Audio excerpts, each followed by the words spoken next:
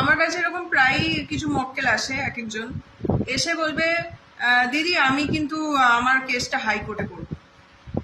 এখন ব্যাপারটা হচ্ছে যে আপনি কি চাইলেই হাইকোর্টে একটা মামলা ফাইল করতে পারবেন?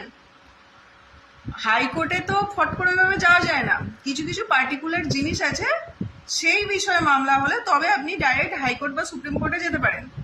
কিন্তু আপনার যদি একটা ডিভোর্সের মামলা হয়, হ্যাঁ, বা একটা জমি জায়গা নিয়ে মামলা হয়, আপনি তো ডাইরেক্ট হাইকোর্টে যেতে পারবেন না। তার বউ তার সাথে সংসার করছে, সে বলছে আমি আমার বউয়ের এগেনস্টে হাইকোর্টে কেস করব।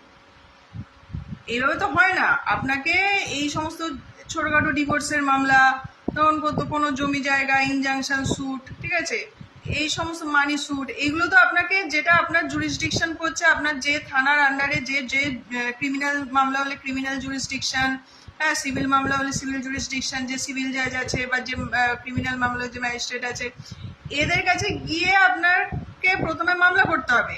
হ্যাঁ, এবার সেই মামলায় যদি আপনার এগেনস্টে রায় হয় বা আপনি স্যাটিসফাইড না হন, তখন আপনি হাইকোর্টে চ্যালেঞ্জ করতে পারেন। কিন্তু ডাইরেক্ট এই সমস্ত মামলা নিয়ে আপনি হাইকোর্টে বা সুপ্রিম কোর্টে যেতে পারেন না। কখন যেতে পারেন? যেতে পারেন হচ্ছে স্পেসিফিক কিছু কেসে, যেমন কোনো মানে কোনো পাবলিক লিটিগেশন হলো, যেগুলোকে পিআইএল বলা হয়, পাবলিক ইন্টারেস্ট লিটিগেশন, মানে জনস্বার্থ মামলা, যেটাকে বাংলায় বলা হয়। জনস্বার্থ মামলা করতে গেলে আপনি হাইকোর্টে সুপ্রিম কোর্টে ডাইরেক্ট করতে পারেন, ঠিক আছে।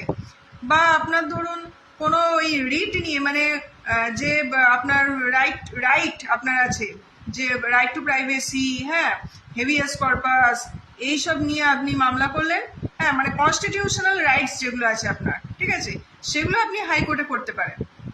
কিন্তু আপনি এই টুকটাক ছোটখাটো মামলাগুলো আপনি ডাইরেক্ট হাইকোর্টে করতে পারবেন না। সুতরাং মানে মাঝে মাঝে হাসিও পেয়ে যায় ক্লায়েন্টদের কথা শুনে। যাই হোক, এটা আপনাদেরকে জানিয়ে রাখলাম।